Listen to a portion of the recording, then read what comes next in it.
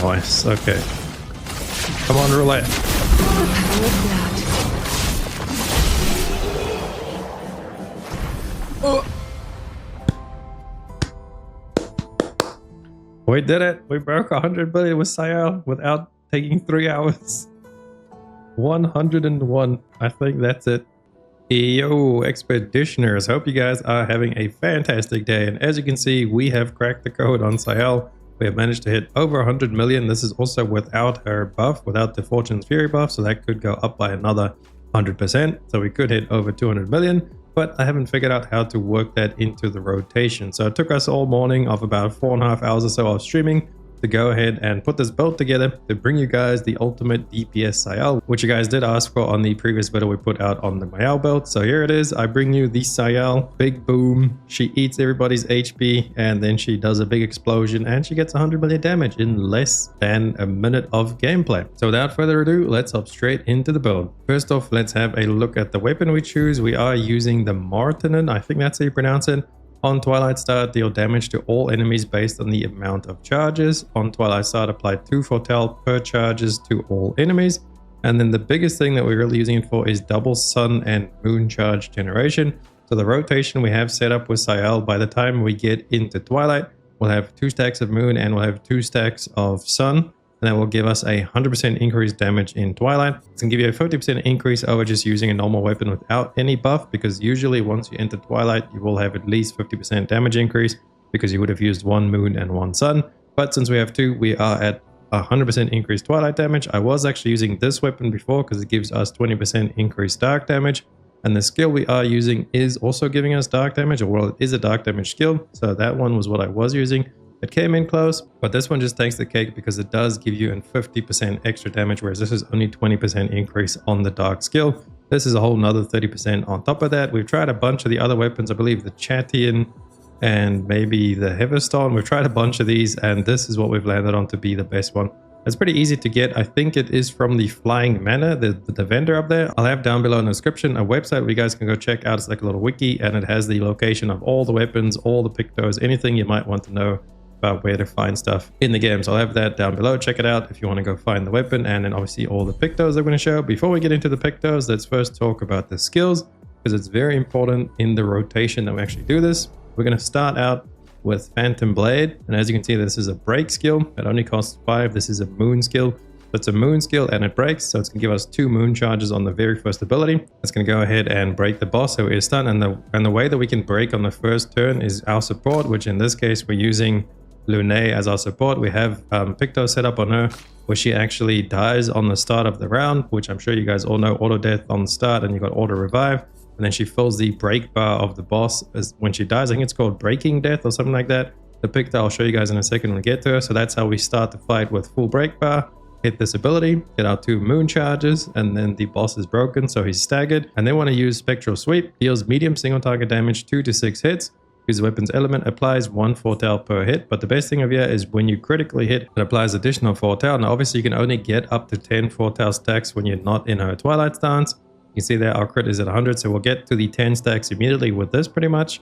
And then what happens is it's the end of her turn, because the way we have the Picto set up, she gets those 2 turns right off the bat where you play back to back. So her first turn she plays twice, and then the second rotation when you come back to her again, this is where it gets a little bit tricky. You want to actually go ahead and use her first Radiant skill called Shadowbringer. Deals high single target damage to random enemies, 10 hits, and applies 1 foretell per hit. So this is going to give us 10 hits, and since we will be in Twilight at the time, it's going to double the application. So it's actually going to give us about 20 foretell spread across the boss. So if you get the 10 from the first hit, you'll get another 10 straight away. But since the skill we're going to be using to deal the big damage is going to be AOE, and this does hit random enemies, so it could technically apply multiple stacks across multiple enemies. If you are fighting multiple enemies, in the example we were fighting 2 bosses, so that ended up giving us 30 foretell, because we got the 10 from the first skill and then we got 20 from this, separating between the 2 targets. You can only have 20 on 1 target.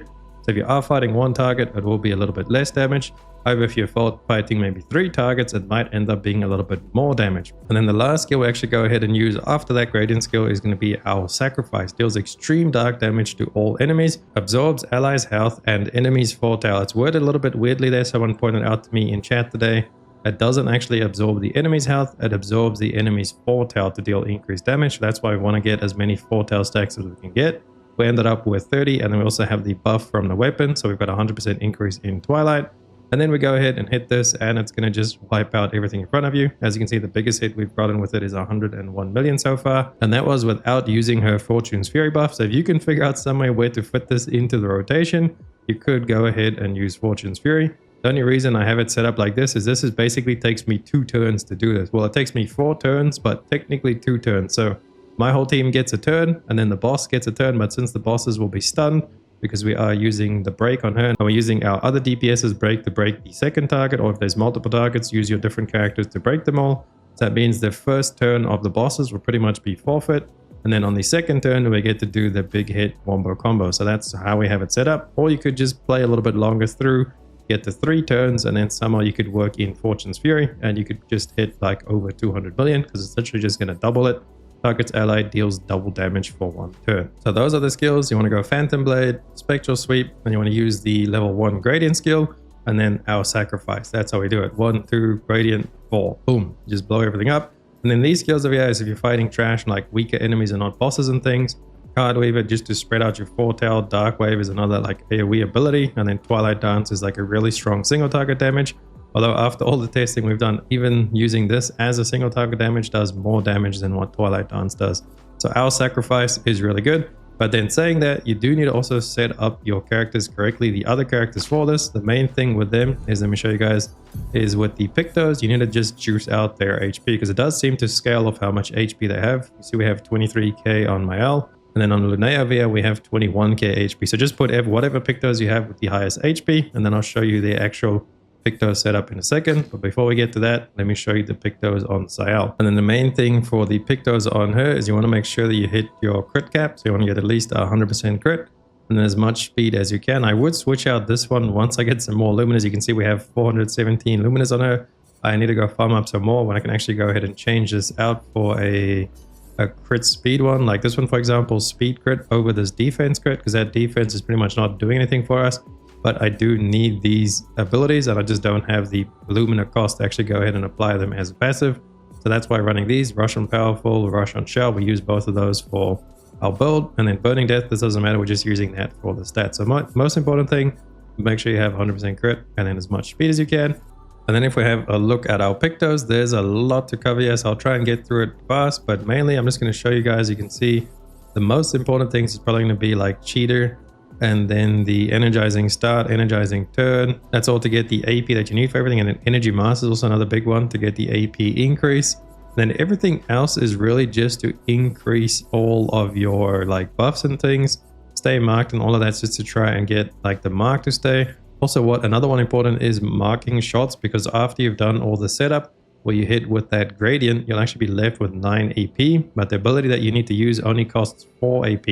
So that means you have 5 shots to try and mark your targets. So just remember that if you want to do the most damage possible, just before you do your big hit in the combo, make sure to actually mark the targets with marking shot. You have 5 shots, and then after that, if you use it again, you won't have enough AP to actually do that big explosion skill that we use. I explained that in the rotation, so go back in the video and check that out. So marking shots would be pretty important, and then Painted Power obviously is super important, otherwise you can't go over the 10,000 damage cap. Roulette's also pretty important, because this just gives you a ton of damage when it does proc. For the most part, it does seem to proc all the time, and if you hit multiple hits and it can like proc on each hit. So if it's a multi-hit skill, it could maybe not proc on the first one, then it procs on the next 2. So like overall, that's a net increase. Roulette, really strong. Go ahead and use that one. And then warming up, teamwork, this is all just increased damage. Another important one is going to be the 1. It's going to reduce your max health to 1. And I believe that does make your death store work. Maybe it doesn't. I'm not sure. Let me know in the comments if you guys know for sure. But I think it does work, because I mean, technically our health is not going to be under 10% because we only have 1 HP. But let's just hope that it does actually work and we are getting that. If not, then it means we can still get some more damage by, you know, making our health go back up and then figuring out how to get under 50%. And then the rest of the stuff is really just all boosting all of our damage. We got stuff like a lot of the break things we actually focus on. 3 AP on breaking a target. We got Breaker for increased break damage. Glass Cannon, Gradient Break. This one's actually pretty important because 50% of your gradient charge on breaking a target. And since we're going to be breaking that target right away, we're going to get that boost there. increase damage with gradient attack. This one's not that important because we're only using our gradient to build up the foretell stacks. We do have exposing break. Now this one is pretty important because you apply a defenseless on breaking. Plus we have greater defenseless, so it increases the amplification from that, so it does more defenseless to the enemy. And then greater powerful is another one there just to increase the damage we're gaining from our powerful buff. And we're actually applying powerful through auto shell because we're getting the shell at the start, then we're getting powerful on shell, and then we're getting rush on powerful. So those kind of all just work together, giving us more damage. Inverted affinity giving us that inverted, so even more damage. And we have confident fighter somewhere that makes it so we can't be healed with even more damage. Full strength because 25% at full health. I believe since we only have 1 HP that should be working. However, now that I'm like actually looking at this, I'm not sure if full strength is going to be working and at death door at the same time. So I'll definitely have to do a little bit more testing. Maybe one of these are not working because of this right over here. But like I said, chuck down below in the comments if you guys know if the 1 plus death door is actually working. I believe it does, but we'll do some more testing. Either way, just get as much damage as you can. What else we got? Teamwork is again more damage. Warming up is again more damage. Because by the time you get to her actual turn, it will be technically 4 turns when you do her damage hit. So it'll be like a 20% boost over there. Shield affinity for increased damage on the shields. We'll have a bunch of shields because of in media res. So we'll have 3 shields from her. Then we'll have another 3 shields from our support. So I'll have 60% increased damage over there. Technically, you could set up a second support. Just make sure they have a break skill. And then you could get even more damage, another 30% from the shield. So there's like another 30% we could do on the 100 million. So technically, we could push this a little bit higher. But for now, this is what we're working with. I'm actually going to bring out a support Sciel build soon because I believe Sciel is actually better played as a support. She's like stupid strong as support. But if you want the Reaper Queen, there it is. I'm just going to let you guys, check out these Pictos because we haven't mentioned all of them. Let's just go like that a little bit so you can pause the video. Pretty much all of these. We're only missing the one and warming up there at the bottom.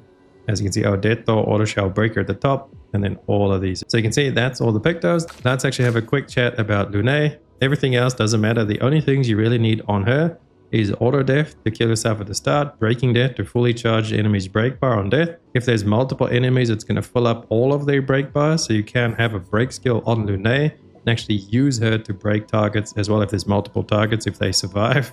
And then shielding death. This one's also pretty important because on death your allies gain 3 shields. And then if you want her to actually be alive and you want to put some more Pictos on her and make her do damage, you can definitely go ahead and do that. Right now we just really use it for that, and then marking shots faster than strong. So you can always play twice, but you do less damage. And then second chance, so she instantly revives as soon as the fight starts. And we have a bunch of other stuff on her as well. And then burning death is actually pretty important as well because it's going to apply burn to all the enemies when she does die, which is going to be at the start. And then obviously on her, we do have the increased damage on burning targets, burn affinity. There it is there, increased damage on burning targets. So that's how they tie together. Pretty much just using her as our support. And then for Mael, this is my DPS build on Mael. The only reason we're using her is to break the second target, just so that your bosses don't do anything while we get everything set up on Sciel. But I think that just about covers everything, and that is going to be it for the video. Let me know if I missed anything or if you guys have any questions down below in the comments. I'll try and read them all and answer you guys as best as I can. So for now, I'm going to leave you to it, and you can go out there and enjoy Sciel and just wipe out the game. If you liked the video, make sure to drop a like and a sub to the channel. Helps me out so much, and I'll catch you beautiful people in the next video as well as the live streams. Augiesaint out. Run free and dive into the sky.